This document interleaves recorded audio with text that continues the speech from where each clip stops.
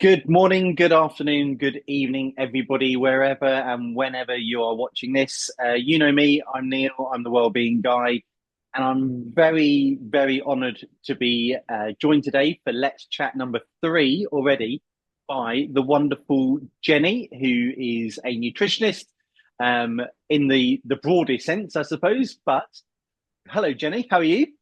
Hello, I'm good. I'm warm, but I'm You're good. warm. It is. It's It's warm. if you can't say it's one of the few days here in the UK that is warm. So we're all suffering and moaning about it, obviously. Rather than me read off all of your many achievements, Jenny, and all your wonderful things you've done, tell me and also everybody listening and watching why should they listen to you? Why should we listen to you over the next 20 minutes or so as to what you've got to say?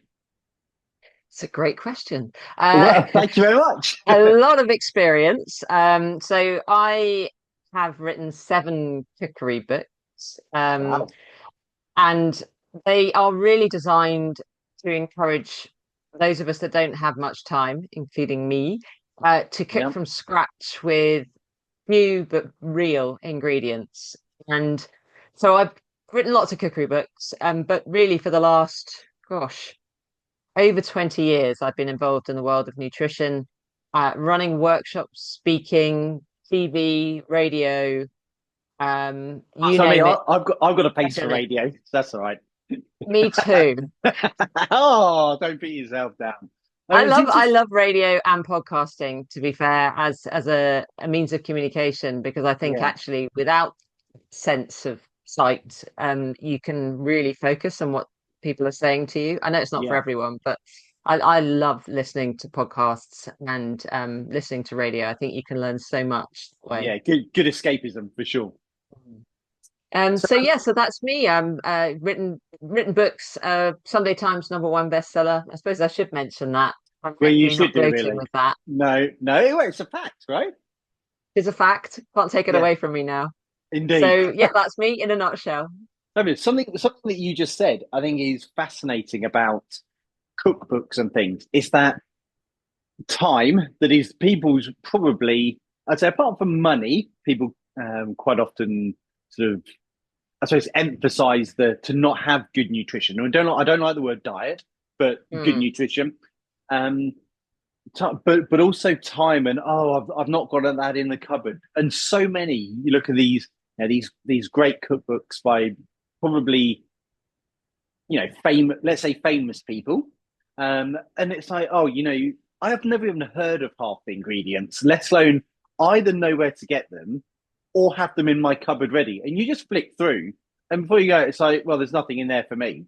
So it's really interesting. So, and that kind of, I suppose, leads me on to my first question. There is so much information out there, Jenny. I mean, the world we live in is an information minefield, I suppose, is the easiest way to look at it. That, and as we know, not everything, especially on the internet, not everything on the internet is correct. So, what do you think in the world of nutrition now, focusing on that? What piece of kind of information and things that you've heard from either from a scientific point of view or just the this famous person said this without naming any names and getting any into any legal trouble, but piece of information that has been has been blown up that people believe, which isn't necessarily all that it's kind of cracked up to be. Yeah, I think probably the biggest piece of misinformation that I hear over and over is um, that carbohydrates are the enemy, because Yeah. carbohydrates as a food group is such a large group, but it's also such a diverse group, but not in most people's cases. So Right. carbohydrates actually in most people's cases will come from very few crops. And Yep. majority of carbohydrates will come from potato, wheat in the form of bread or pasta and rice, but they won't come in any other form for a lot of people. And I think actually carbohydrates don't need to be the enemy. It's just the way that they find ourselves in our everyday diet that people make them out to be the enemy. So Okay. actually So eating whole grain versions, for example, would be a yeah. better choice. And you say whole grains, what does that mean? Does that mean brown rice? Does that mean, brown pasta, brown bread?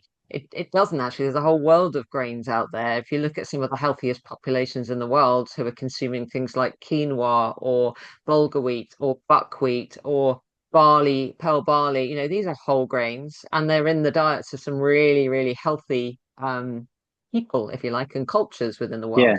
So Do those are you, the people I think we could learn from. yeah, do you think that the whole as adults, and I suppose as parents, as we both are, that we're we're pushed into a certain way by what we had as children. It's this is the meat and two veg, or this is where you get your carbs. And so often you say, I've from my limited experience of nutrition, it's the people say, oh, carbs, like I say, they're all bad, but it's always, oh, I've cut out bread. And you think, oh, well, what else can I have? And Mm. it's a knowledge and a kind of that things that, for want of a better frame, and pun intended, is what's ingrained into us from our parents or the life that we lead. That it's the almost like the knowledge part that's missing. Yeah, to a degree. I mean, I do think we are led by what we consumed as children, but the whole landscape has changed. So, the classic example I give is that as a child, if I had any kind of like flatbread, it would be a pita bread, which is made of 3 or 4 ingredients. Now, if my children wanted something like a flatbread today, it would be a tortilla wrap, and that's 13 ingredients. So, Yeah, the whole processing of food has changed. So yes, there is a degree to which our children's if they were to follow our path, if you like, and follow our way of eating, what they now have as an equivalent. You can still get pita breads, by the way. I should make yeah, that very clear. They're very not handy. obsolete. So yeah, exactly. Yeah, But I don't think people think of them as an option as much as they would have a tortilla wrap.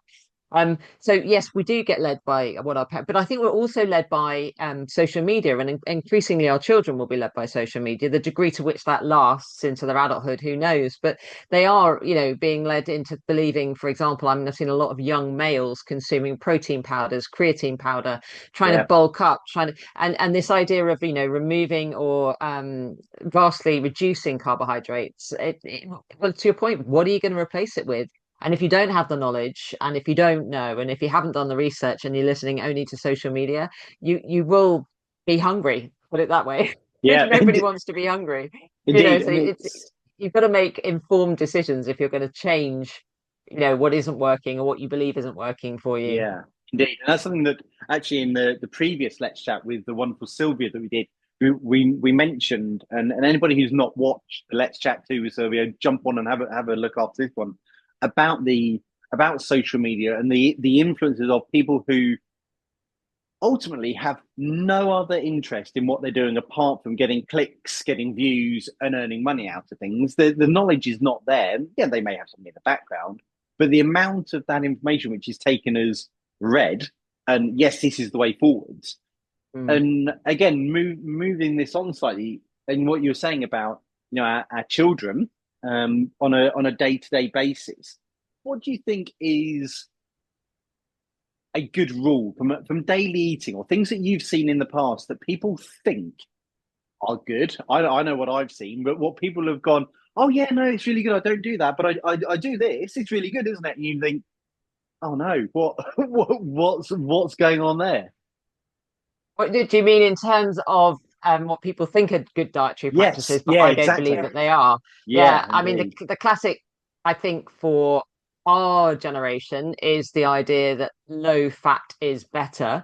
I mean, as a sports person, I used to play a lot of hockey at a reasonably high level, and we were given diet sheets, and it was very clear that the idea was to vastly reduce and in some cases remove all fat from your diet.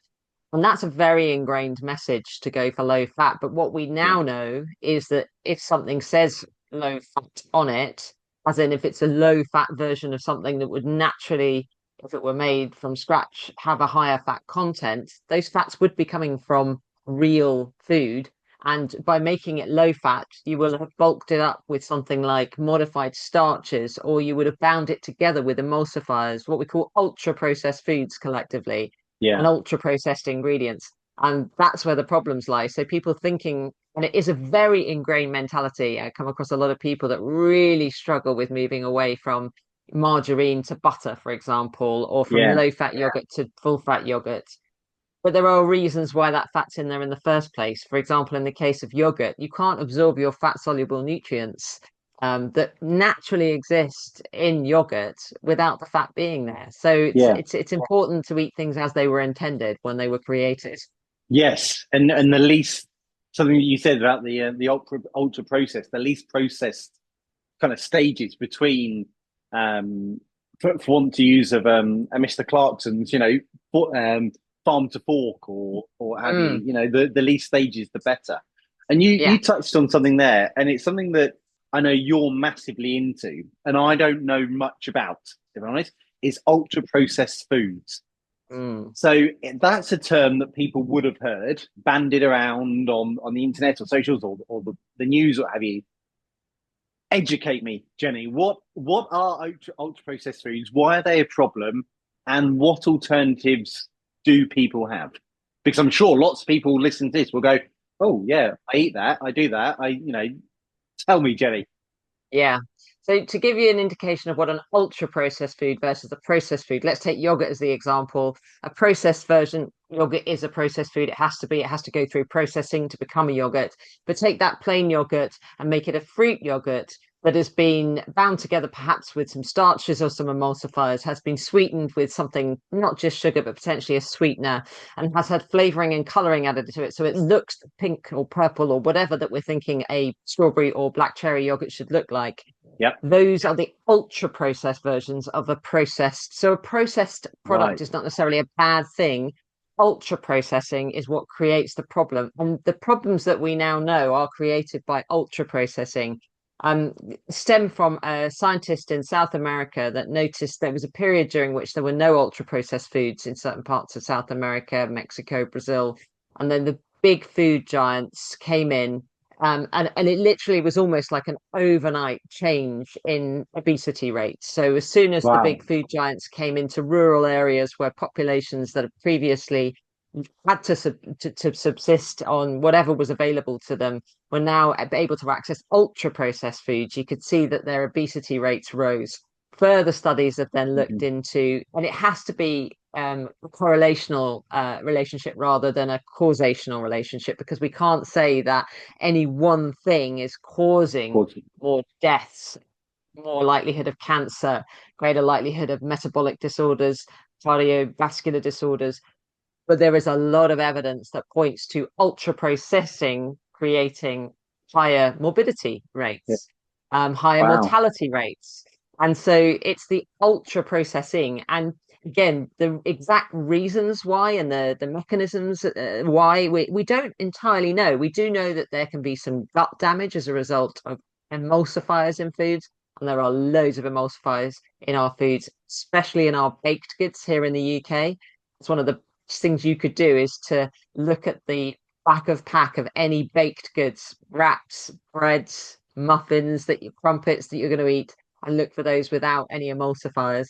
But we do know Interesting. emulsifiers have been linked to poorer gut outcomes. So, breaking down the gut lining, for example, and we know that there are associated effects in terms of your mental well-being, your physical well-being, the health and well-being of your skin, even as a result of that. So, emulsifiers certainly.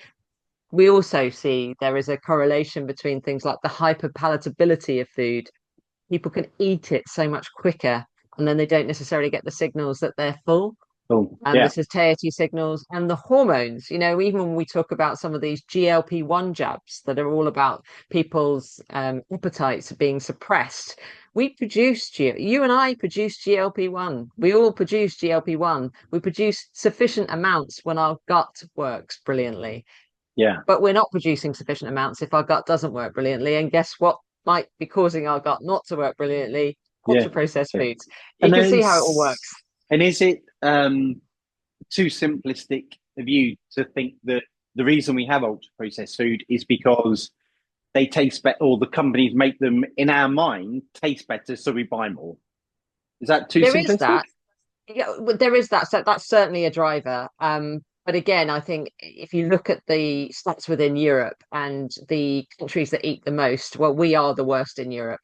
Countries like Spain, Italy, Italy is one of the best, France, where their culture around food, sitting, enjoying meals that have been cooked from scratch. I mean, in France, for example, it was illegal to eat al desco, as in to eat at your desk, until 2021. And the only reason that changed was because of COVID and, practices around distancing within offices. So Yeah, that you kind of had to eat at your desk. But the whole culture around our food culture here in the UK, it doesn't lend itself to people wanting to move away from ultra processed foods. But equally, the way we buy food, most of us will go to a supermarket and we don't really want to go any more than once a week. So if you're going to go and do a food shop once a week, or if you're going to get a food delivery, and the product has been from wherever it was made or manufactured to a warehouse for storage, and yeah, then it's gone from that warehouse to where it's going to be sold, the supermarket, it's going to have some form of preservative, at least, if not other ultra processed ingredients, so that when we consume it buy it from the supermarket and consume it, it looks as it should and it smells yeah. as it should and it hasn't discolored. And isn't that the perfect thing that I'm sure people have gone into their fridge and found something and they've gone, oh, it's gone off already. I mean, avocados is perfect. You can wait weeks for an avocado and you'll miss it Mm, within 2 minutes of it being ripe. But mm, you go into the fridge and you go, oh, it's gone off already.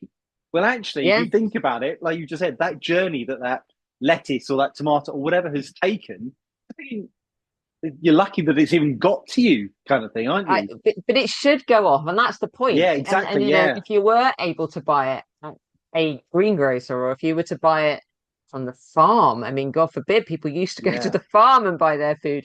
It wouldn't go off as quickly because you'd be getting it a lot fresher. Well, there are Mm. processes that help with that. I mean, frozen vegetables. I'm a big believer in frozen Me vegetables and too. frozen Me fruit too. because they're Yeah. picked at their peak ripeness.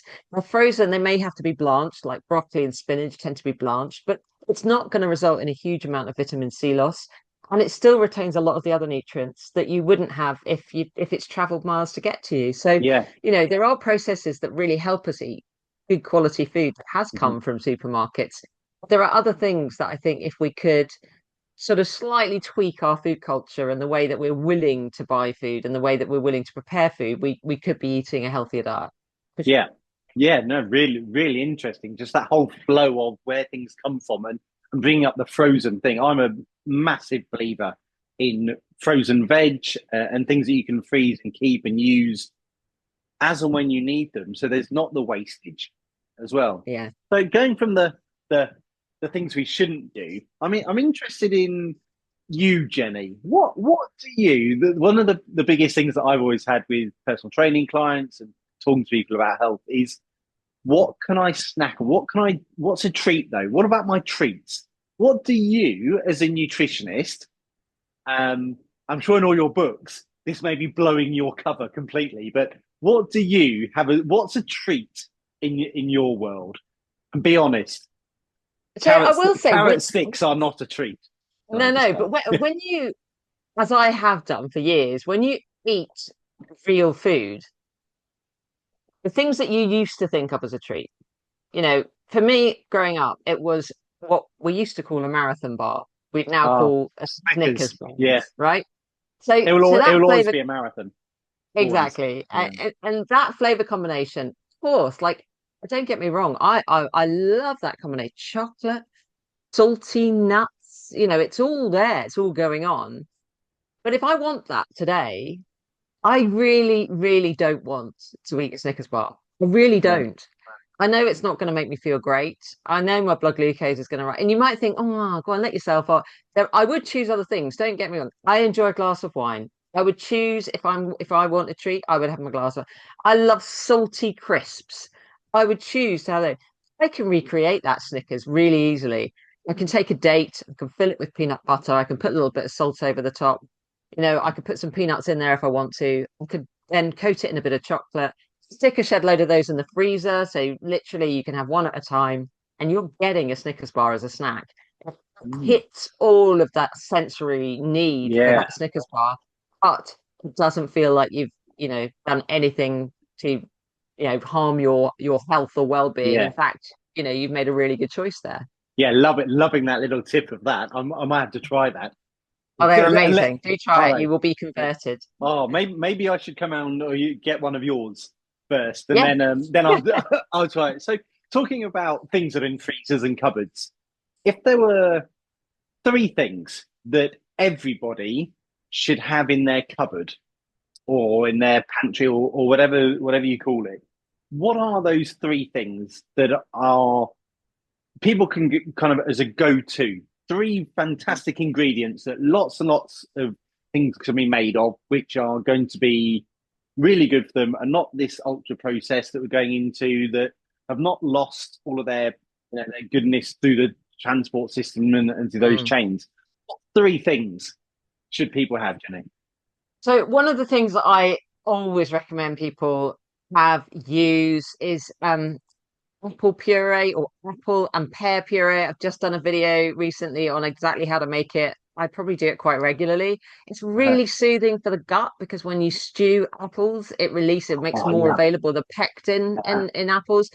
Our apples today are so naturally sweet, but you could add a little bit of honey at the end if it's not sweet enough. Mhm. It is so useful. Not only can you have it with yogurt, you can put it on your porridge, you can make some overnight oats with it, you can use it in baking as an alternative to egg.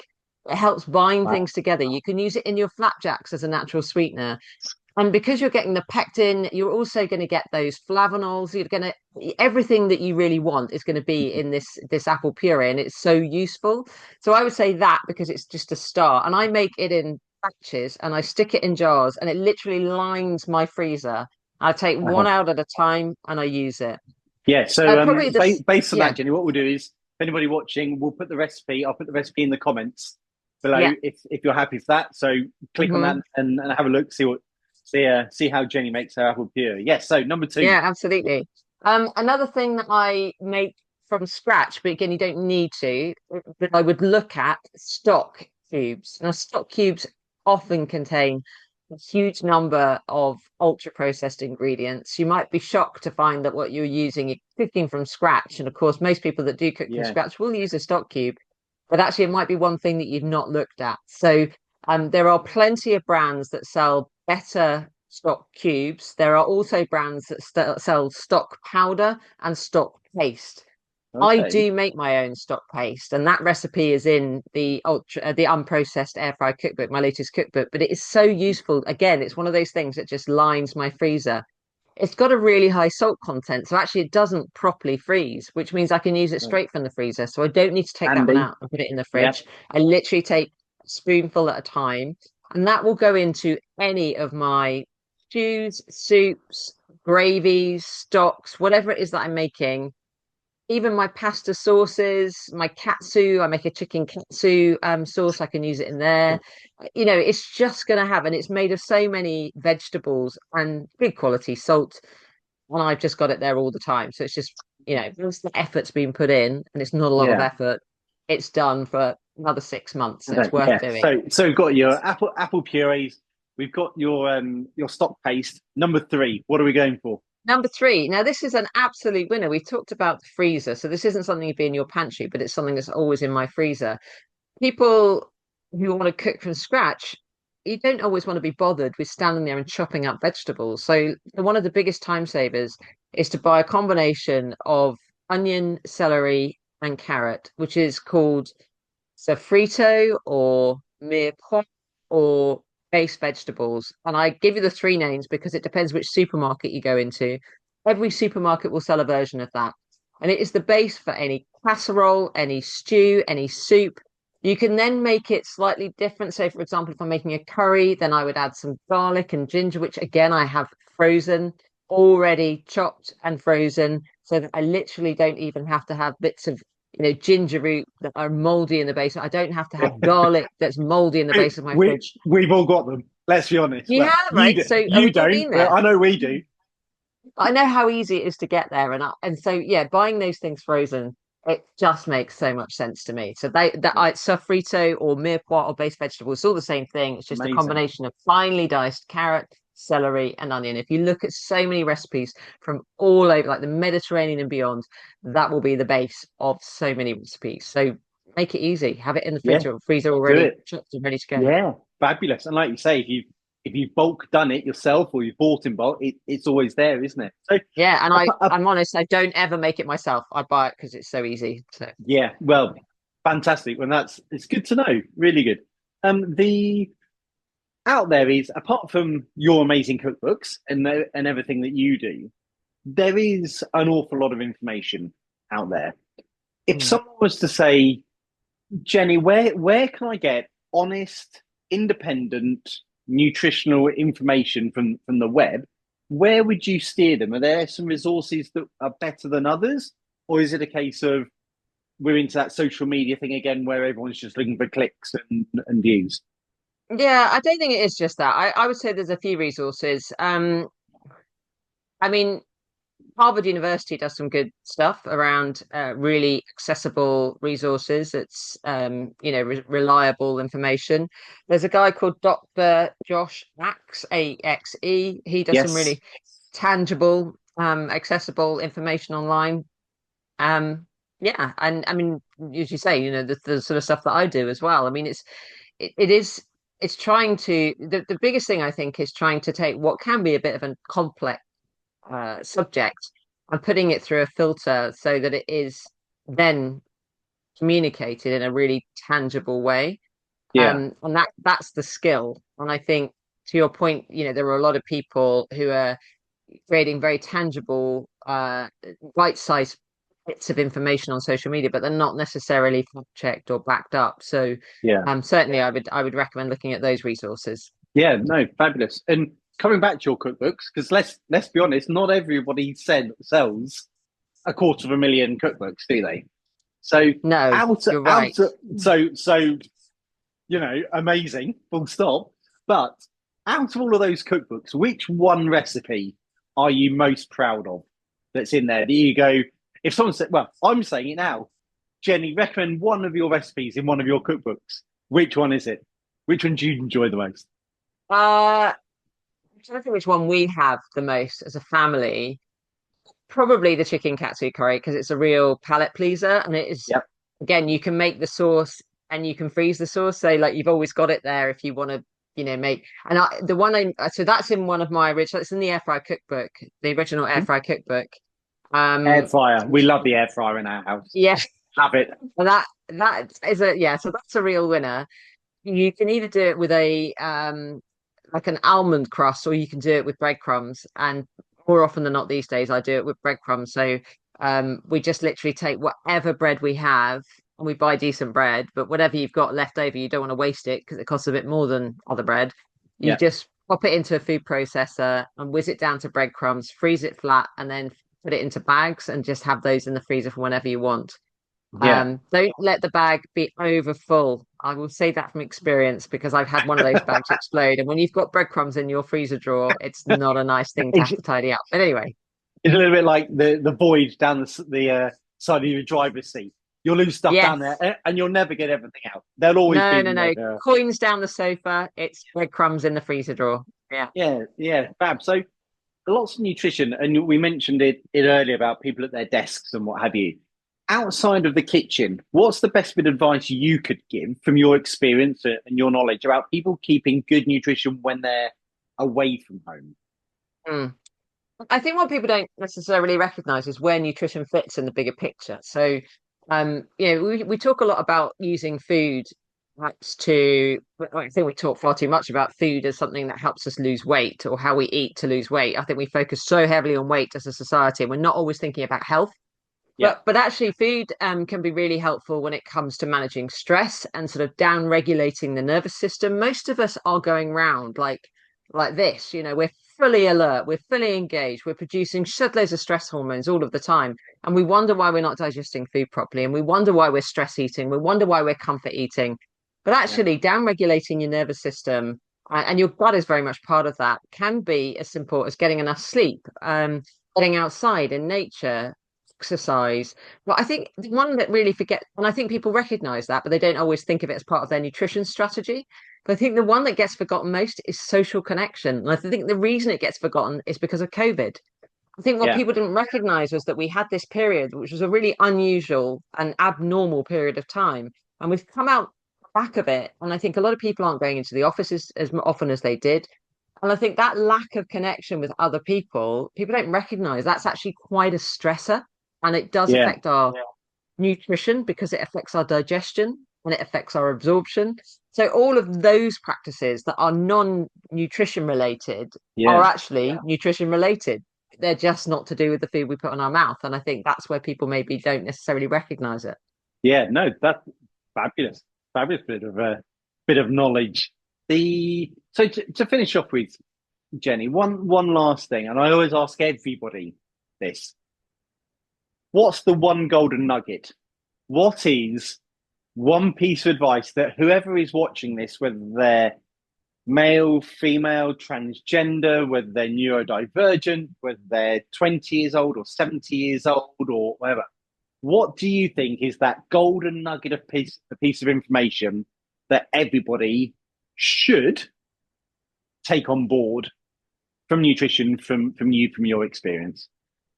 Make sure that your first meal of the day, whether it's breakfast or brunch, contains protein. That's it. That's it. Because so many of us do not prioritize that first meal. We think about protein, we think about protein shakes, we think about high protein meals later on in the day. Yeah. Breakfast, it doesn't have to, we're not all breakfast people. We don't have to have breakfast. I don't believe we do, but I do believe we need to break our fast.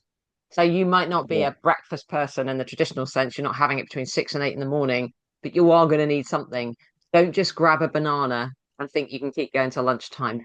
Have some protein, quality protein in that first meal of the day that breaks your fast. Yeah.